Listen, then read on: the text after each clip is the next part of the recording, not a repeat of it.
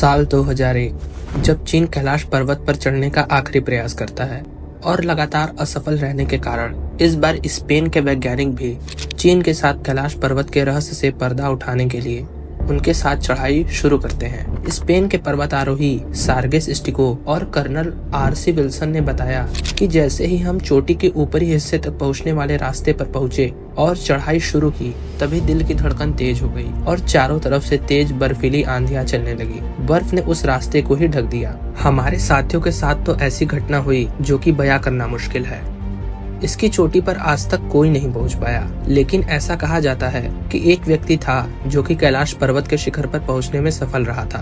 आखिर कौन सा कारण है जिसकी वजह से उस व्यक्ति के अलावा कोई और कैलाश पर्वत पर चढ़ने में सफल नहीं हो पाया? मिस्ट्री ऑफ अर्थ की एक और इंटरेस्टिंग वीडियो में आप सभी का स्वागत है।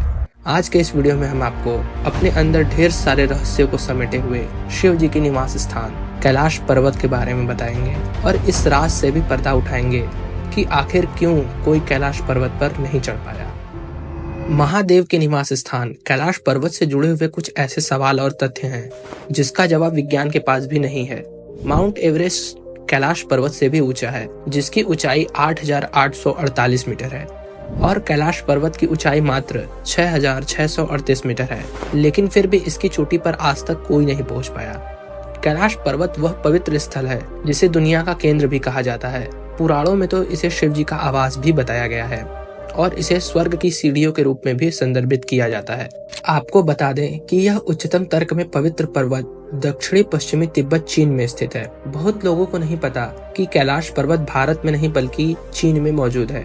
पहले यह पर्वत भारत के ही हिस्से में आता था, लेकिन 1962 में चीन ने भारत पर हमला किया और कैलाश पर्वत सहित कुछ और हिस्सों को अपने कब्जे में कर लिया, जिसकी वजह से आज यह पर्वत चीन के हिस्से में आता है। कैलाश पर्वत से जुड़ी इंटरेस्टिंग बात यह भी है कि इस माउंटेन से 4 प्रमुख नदियां ब्रह्मपुत्र, सिंधु, सतलुज और कर्णाली नदी निकलती है और इस पर्वत के साथ हिंदू, जैन, तिब्बती बौद्ध और बौद्ध धर्म के लोगों की आस्था जुड़ी हुई है।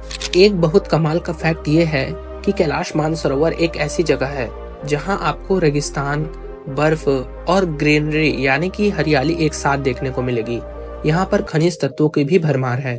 यहाँ गुरुत्वाकर्षण भी काफी ज्यादा है, जो कि काफी हैरान करने वाला है। यहाँ मिनटों में तापमान ऊपर नीचे होता रहता है और पल में आपको ठंडी लगेगी और दूसरे ही मिनट आपको गर्मी का आभास होगा। यह भी भौगोलिक रूप से काफी हैरान करने वाली बात है, जिसका जवाब आज तक वैज्ञानिकों द्वारा नहीं दिया गया है। कहा जाता है कि एक बौद्ध भिक्षु मिलारेपा ही एकमात्र ऐसे व्यक्ति थे जिन्होंने कैलाश पर्वत पर चढ़ाई की थी और आज तक इस पर्वत पर कोई नहीं चढ़ पाया। ऐसा भी कहा जाता है कि कैलाश पर्वत पर चढ़ने से देवता नाराज हो जाएंगे। शिव जी स्वयं कैलाश पर्वत पर रहते हैं, इसलिए आज तक कोई भी व्यक्ति इस पर्वत पर नहीं चढ़ पाया। पुराणों में भी यह लिखा है कि जिसने कभी कोई पाप नहीं किया है वही कैलाश पर्वत पर चढ़ सकता है। अब इस बात में कितनी सच्चाई है यह बताना तो काफी मुश्किल है। वैज्ञानिकों के पास भी इसका कोई जवाब नहीं है।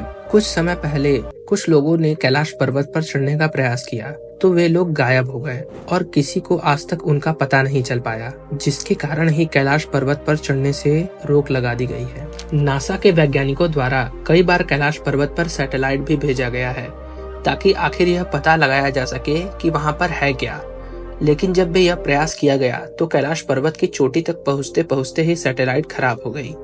अंतरिक्ष से सैटेलाइट द्वारा कैलाश पर्वत की जो भी तस्वीर भेजी गई उसमें भी कुछ साफ तौर पर नहीं दिख पाया। यहाँ तक कि हेलीकॉप्टर से भी कैलाश पर्वत पर चढ़ने का प्रयास किया गया, लेकिन उसमें भी हर बार असफलता ही हाथ आई। क्या सच में वहाँ शिव जी का निवास है? यह दावे से कहना तो सही नहीं होगा, लेकिन कोई न कोई दिव्य शक्ति तो वहाँ जरूर मौजूद है।